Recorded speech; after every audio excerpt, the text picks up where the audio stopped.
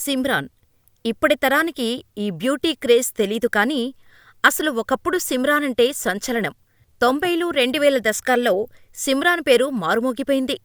అసలు పోస్టర్పై సిమ్రాన్ కనిపిస్తే చాలు, హీరో ఎవరా అని కూడా ఆలోచించకుండా థియేటర్లకు వెళ్లిన ప్రేక్షకులు ఎందరో! ఇక 2000 నుంచి 2003 సంవత్సరాలలో సిమ్రాన్ పేరు మామూలుగా మోగలేదు. అసలు సిమ్రాన్ నటిస్తే చాలు, అది పక్కా బ్లాక్ బస్టర్ హిట్ సినిమానే అనే స్థాయిలో క్రేజ్ సంపాదించుకుంది. కానీ సినీ కెరియర్లో చేసిన ఓ చిన్న తప్పు వల్ల ఇండస్ట్రీకి దూరమవ్వాల్సి వచ్చింది. అందుకు కారణం కమల్ హాసనేనా?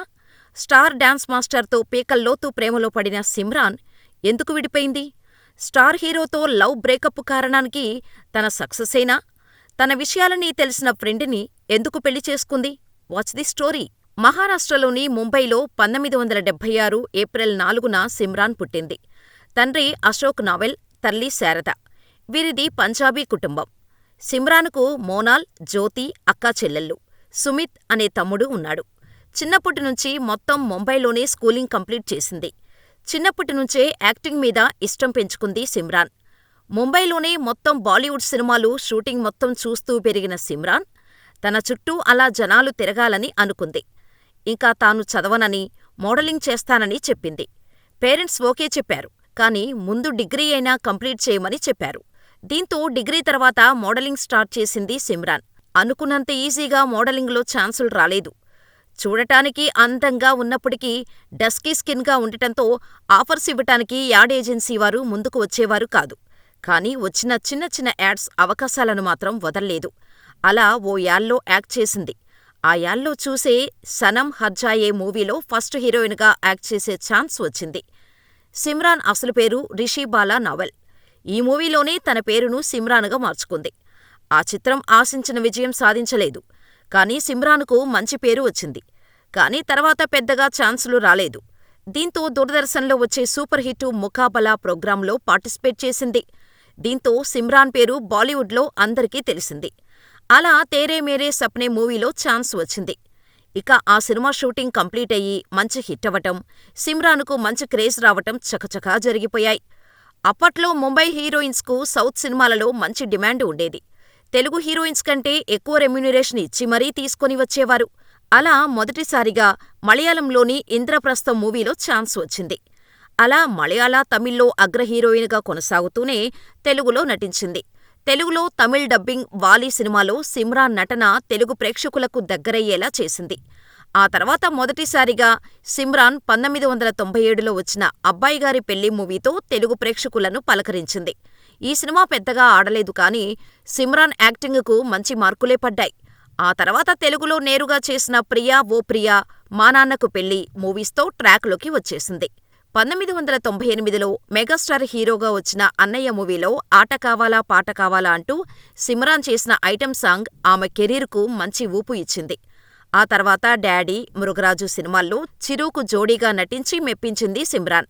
1999లో వచ్చిన సమరసింహారెడ్డిలో బాలకృష్ణతో జతకట్టిన ఈ పంజాబీ ముద్దుగుమ్మ ఈ మూవీతో టాలీవుడ్ టాప్ చైర్ కైవసం చేసుకుంది సిమ్రాన్. ఆ తర్వాత వీరిద్దరూ కలిసి నటించిన నరసింహనాయుడు, సీమసింహం మంచి హిట్స్ సాధించాయి. 2000లో వెంకటేష్తో సిమ్రాన్ నటించిన కలిసుందాంరా కూడా హిట్ సాధించింది. ఈ మూవీలో గడసరి పిల్లగా సిమ్రాన్ నటన ప్రేక్షకులను ఆకట్టుకునేలా చేసింది. ఆ తర్వాత వెంకీతో చేసిన ప్రేమతోరా పరాజయం పాలైనా ఆఫర్లు తగ్గలేదు. 2000 సంవత్సరం తర్వాత చెలరేగిపోయింది. అప్పట్లో స్టార్ హీరోల సరసన నటించే హీరోయిన్ అంటే ఎక్కువగా సిమ్రాన్ పేరే వినిపించేది. 1999 నుంచి 2001 వరకు 3 ఏళ్లలో సిమ్రాన్ తెలుగులో 11 చిత్రాల్లో నటించింది. ఈ 11 మూవీస్ కూడా స్టార్ హీరోలతోనే యాక్ట్ చేసిందంటే అర్థం చేసుకోండి సిమ్రాన్ క్రేజ్ ఏ రేంజ్లో ఉండేదో. బాలకృష్ణ, చిరంజీవి, వెంకటేష్లతోనే 8 చిత్రాల వరకు స్క్రీన్ షేర్ చేసుకుంది సిమ్రాన్. 1999 నుంచి సిమ్రాన్ ఏడాదికి ఒకటి చొప్పున 3 ఏళ్లలో 3 ఇండస్ట్రీ హిట్ మూవీస్ సాధించింది. 1999లో బాలయ్యతో నటించిన సమరసింహారెడ్డి చిత్రం ఇండస్ట్రీ హిట్ కాగా, 2000లో విక్టరీ వెంకటేష్తో నటించిన కలిసుందాం రా చిత్రం అత్యధిక వసూలు సాధించి ఇండస్ట్రీ హిట్టుగా నిలిచింది. 2001లో బాలయ్యతో మరోసారి సిమ్రాన్ నటించిన నరసింహనాయుడు కూడా ఇండస్ట్రీ బ్లాక్ బస్టర్ హిట్. ఇలాంటి క్రేజీ రికార్డు టాలీవుడ్లో ఏ హీరోయిన్కి సాధ్యం కాని రికార్డును సెట్ చేసి పెట్టింది సిమ్రాన్. టాలీవుడ్లో ఇలాంటి రికార్డు సిమ్రాన్‌కి తప్ప ఇంకెవరికీ లేదు.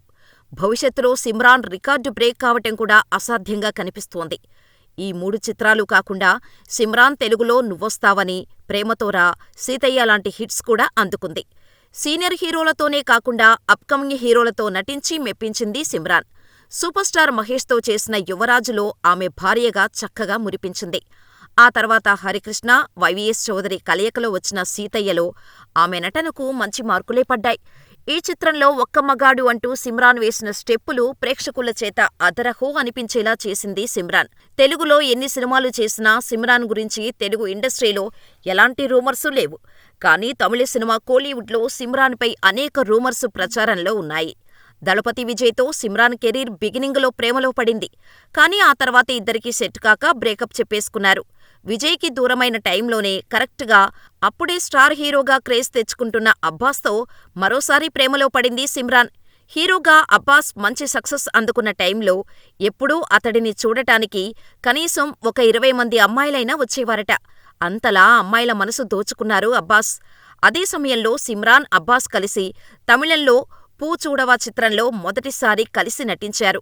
ఈ సినిమాతోనే సిమ్రాన్ ఇండస్ట్రీకి అడుగుపెట్టింది. మొదటి సినిమాతోనే వీరిద్దరి మధ్య పరిచయం ఏర్పడి ప్రేమగా మారిందని పుకార్లు కూడా వినిపించాయి. ఒక రకంగా చెప్పాలంటే పూ చూడవా చిత్రం ఒక క్లాసిక్ లవ్ స్టోరీ అని చెప్పవచ్చు. ముఖ్యంగా వీరిద్దరి మధ్య కెమిస్ట్రీ కూడా రియాలిటీగా అనిపించటంతో బయట కూడా వీరిద్దరూ ప్రేమలో ఉన్నారనే వార్తలు వినిపించాయి. దీనికి తోడు ఈ సినిమా హిట్ అవ్వటంతో రూమర్స్ మరింత బలపడ్డాయి. అందుకే వీరిద్దరూ పెళ్లి కూడా చేసుకోబోతున్నారు అంటూ వార్తలు బలంగా వినిపించాయి. మరొకవైపు అప్పుడే ఇండస్ట్రీలోకి అడుగుపెట్టారు కదా, ఇంకొంతకాలం సినిమాలు చేసే అవకాశం ఉందని కూడా రూమర్స్ క్రియేట్ చేశారు. అలా ఆ రూమర్స్ మధ్య వీరిద్దరూ కలిసి వీఐపీ అనే చిత్రంలో నటించారు.